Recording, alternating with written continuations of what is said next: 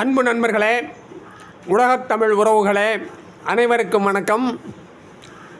இது மின்னல் கலைக்கூடம் வழங்கும் தமிழ் மூலம் இந்தி கற்போம் பாடம் 24. வாங்க, 24ஆம் பாடம் 5ஆம் வேற்றுமை. இந்த 5ஆம் வேற்றுமை பொதுவாக இந்த 5ஆம் வேற்றுமை நம்ம எப்படி உபயோகப்படுத்துவோம்னு பார்த்தீங்கன்னா, கம்பேரிசன் ஒப்பிடுவதற்காக தான் சொல்லுவோம். எப்படி சே இருந்து, காட்டிலும், விட, அது மாதிரி கம்பேரிசன். சில உதாரணங்களாக சொல்கிறேன் பாருங்களேன். நான் ராமனை விட பெரியவன். அது எப்படி சொல்கிறது? மைம் ராம் சே படா ஹூம். ராமனை காட்டிலும் பெரியவன், ராமனை விட பெரியவன். அவன் நதியில் இருந்து தண்ணீர் கொண்டு வருகிறான்.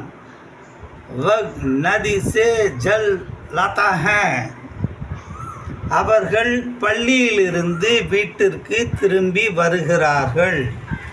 வே பாட்சாலா சே வாபஸ் ஆத்தே ஹே. என் வீட்டிலிருந்து பள்ளி தூரத்தில் இருக்கிறது.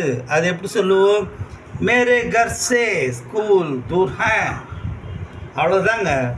இந்த வேற்றுமை உருபெல்லாம் மட்டும் நம்ம நல்லா மனசில் உள்வாங்கிக்கிட்டு அந்த அர்த்தம் தெரிஞ்சுக்கிட்டு இங்கே எழுதுக்கிறது 4. நீங்கள் 10 வார்த்தை உங்களுக்கு தெரிஞ்ச பேரெல்லாம் போட்டு எழுதுங்க. எழுதி பழகிட்டீங்கன்னு வச்சுக்கோங்களேன், Hindi absolutely nothing, just like that Tamil மாதிரியே கற்றுக்கிடலாம். சரிங்களா? அடுத்த கிளாஸில் பார்ப்போம்.